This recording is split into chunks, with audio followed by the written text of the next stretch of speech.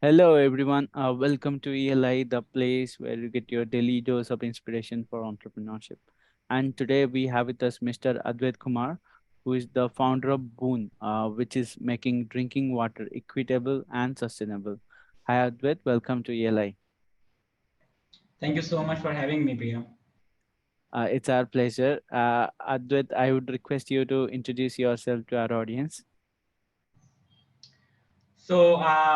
My name is Advait Kumar, and quick background about me is that I actually went to study in the Penn State University in US. Mhm. I actually graduated with electrical engineering and economics, Okay. and then I was in the US for 4 years. I was working at JP Morgan, Okay.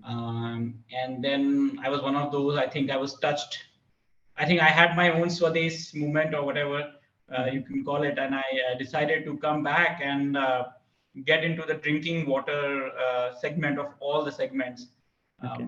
I don't, I still don't know why. I mean, that was a that time was an amazing time. Crypto was coming up, Tesla was forming, but Mhm. somehow I decided, I want to do something for my country, go back, and it Okay. just so happened, so I came back and we started this a company called Swazil, Mhm. which was aimed at getting drinking water to everyone. Okay. And that has now become Boon. Okay. Okay. Before we start talking about the problem, I'm just curious, why did you change the name from Swajal to Boon, and what is the meaning behind the name Boon? Actually, that's a great question. So when we started, we had only impact angle. We just wanted to do well. We just wanted to go to villages. We just wanted to. So we wanted a name that reflects what we are doing. And at that time, we actually didn't think too much. We Okay. It was not an epiphany that I'm starting this business. It was just Mhm. okay. It doesn't matter. Swajal, it's capturing the meaning what I want to say. Okay.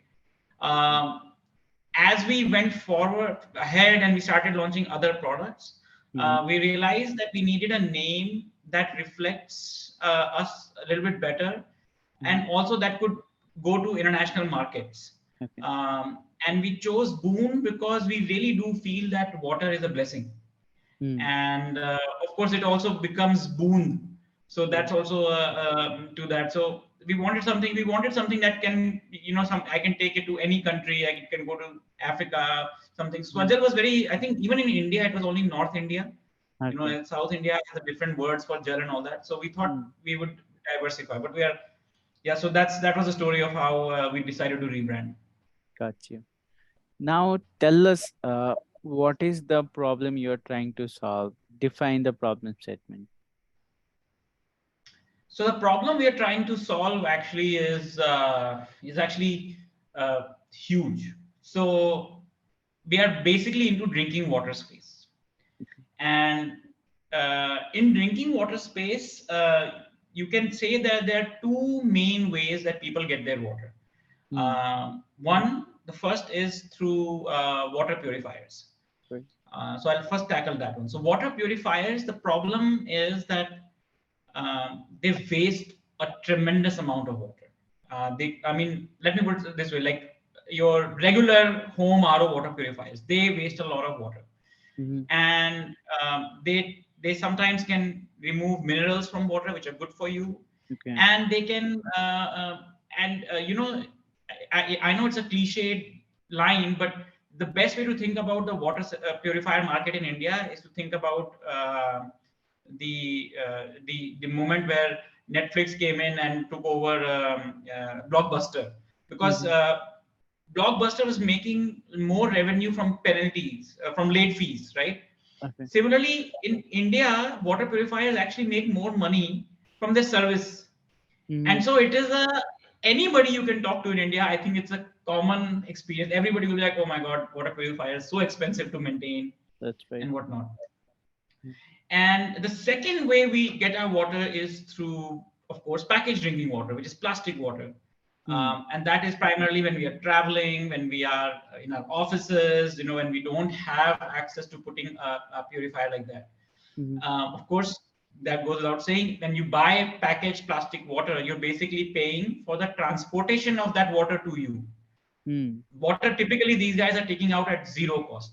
Typically at zero Right. cost.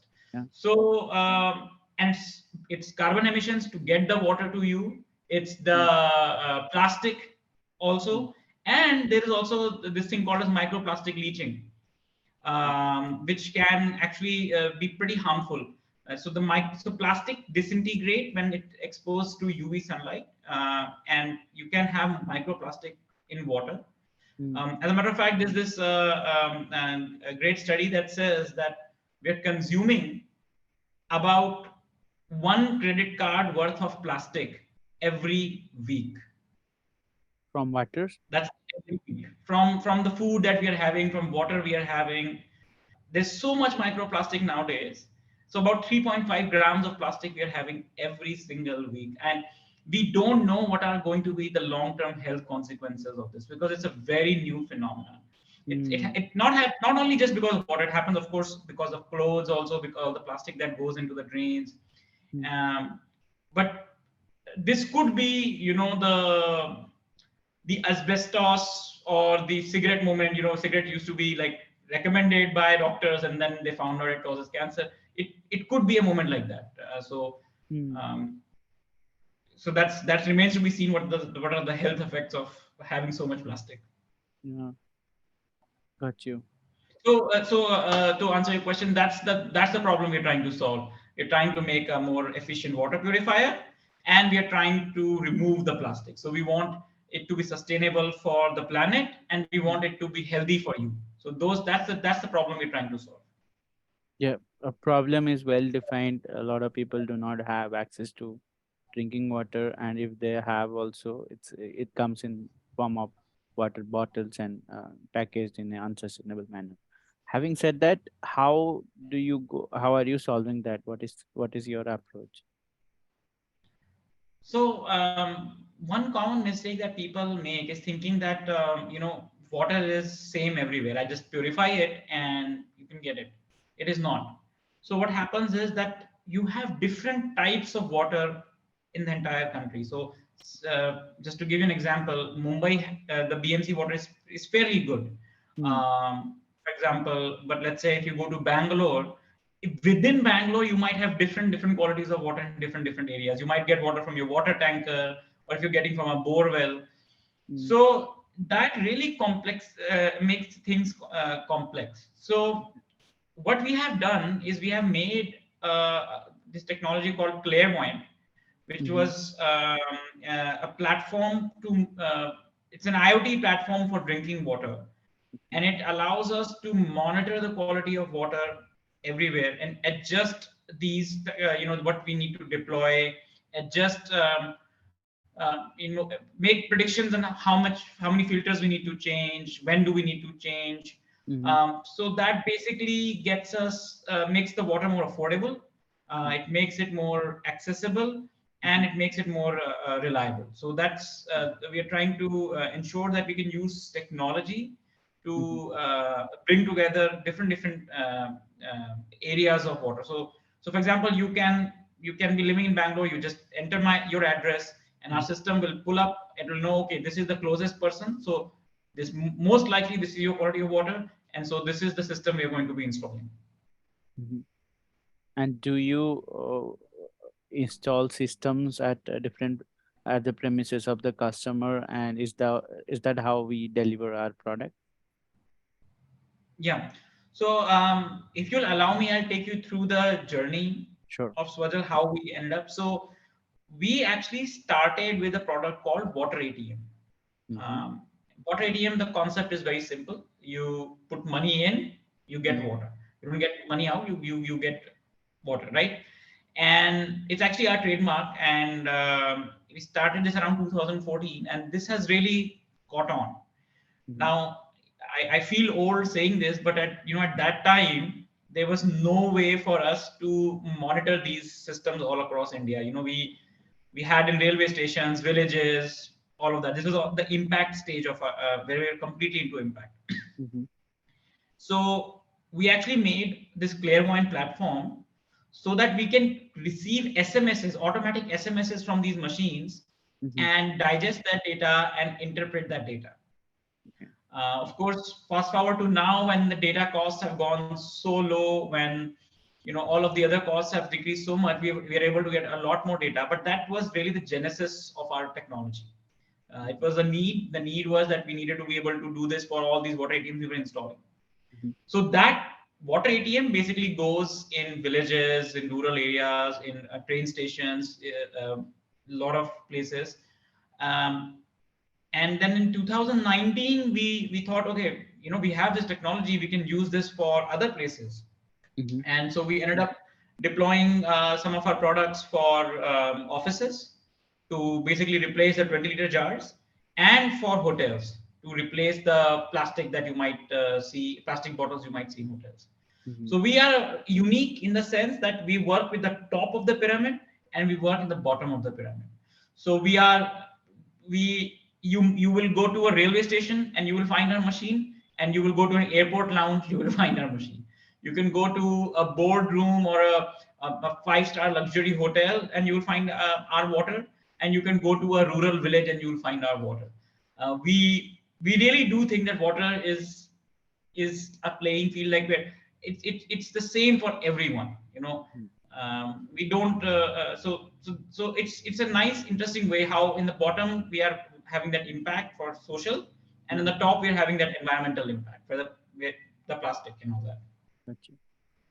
Uh, Now tell us a bit about the business side of things, as in how do we make money? Of course, a venture is only sustainable when there is profit generated, and that's how we continue doing the good work. So tell us Right. about it. How does the business work? Well, I think it's water ATM. So you pay to get the water, Mhm. and we use that money to operate, maintain, and build more plants. So it's a very simple concept. As much as water you want, you consume, and we bill you for that. Okay. You could be a hotel, you could be an office, you could Mhm. be a village. That is typically the concept that we have. We sometimes sell our machines as well. Got you. And are there any smaller implementations, as in we have the ROs in the houses, and maybe in a smaller society, is there any such implementations? Um, we are experimenting with it, but we have not gone to that a mass level at the moment. We are primarily focusing on our niche at the moment. Got you.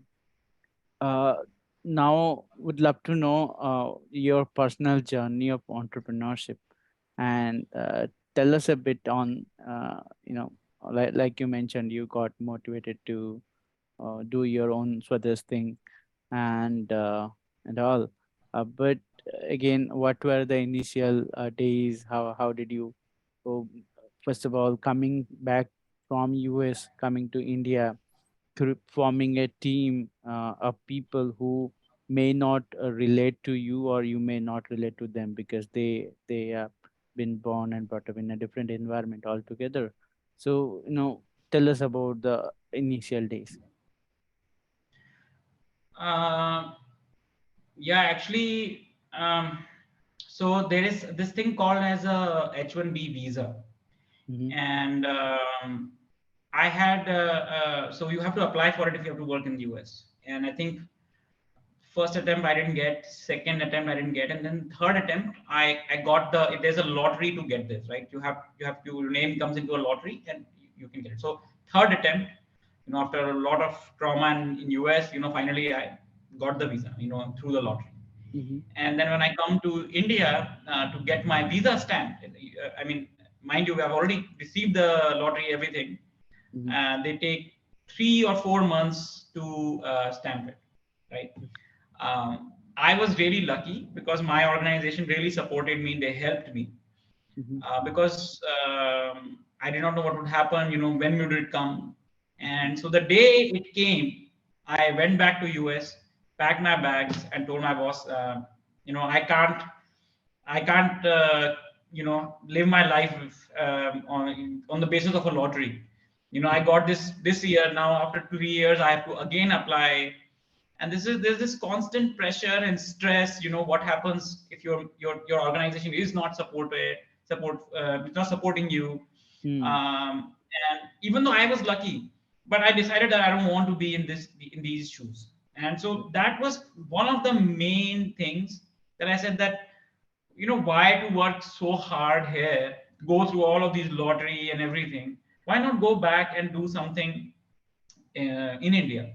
Yeah. And so I think it was a combination of both. It's like, we are working so hard in this country, and for what? And then why don't we go back and do something for our country?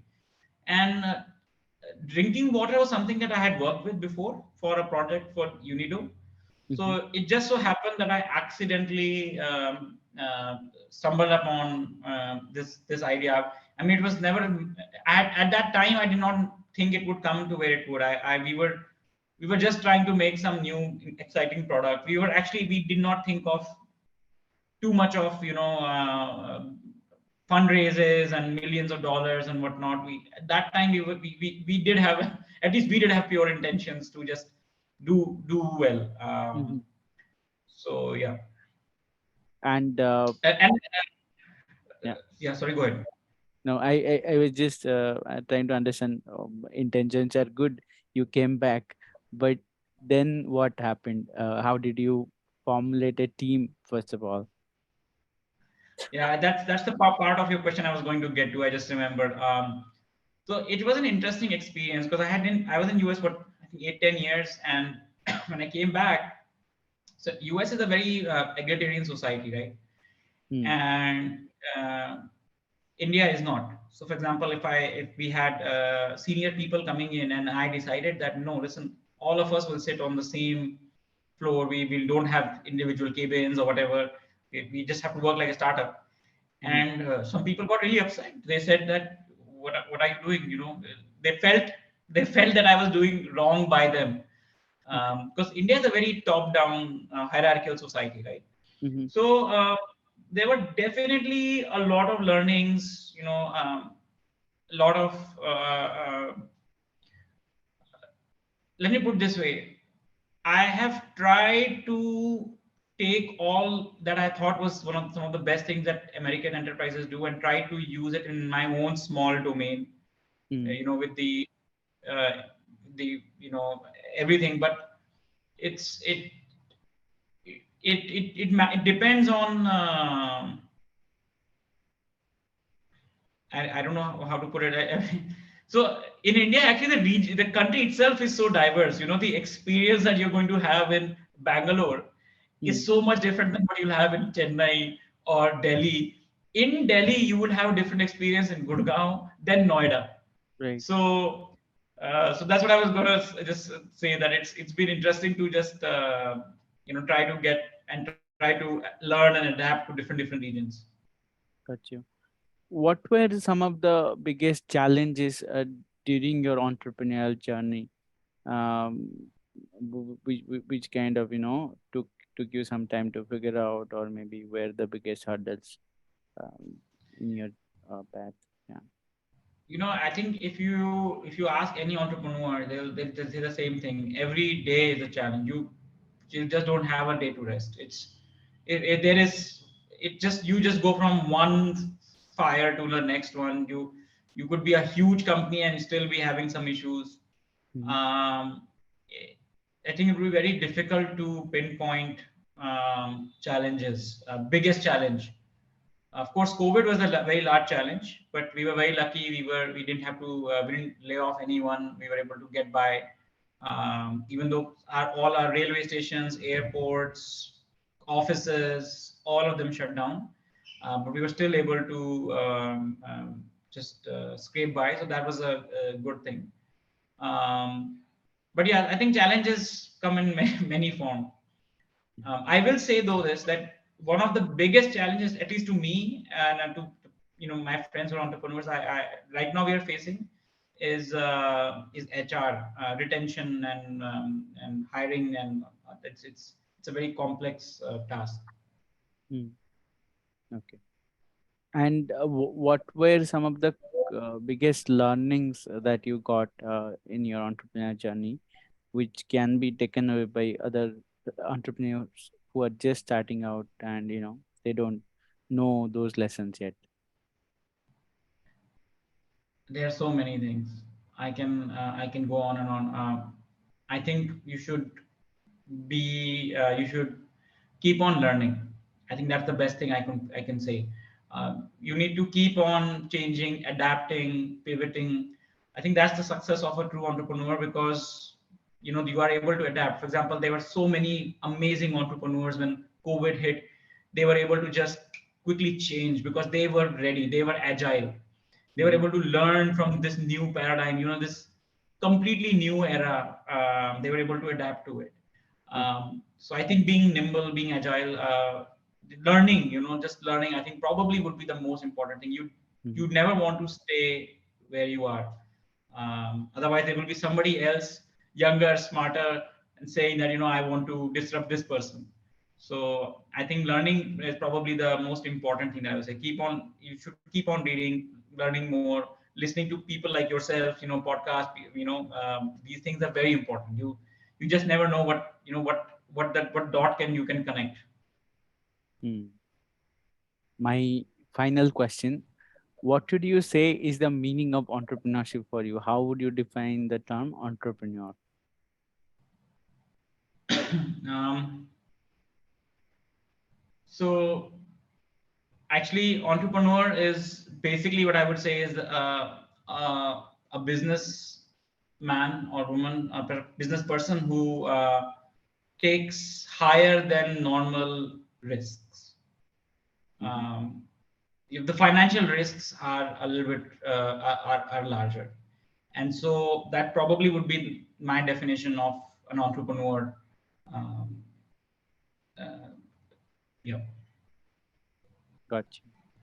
Awesome. On this note, we are up with the time. Thanks, Adit, for joining, and it was a great pleasure to have you on our platform. Thank you so much, Priya. Thank you so much for having me. Love the work that you're doing. Thank you, Adit.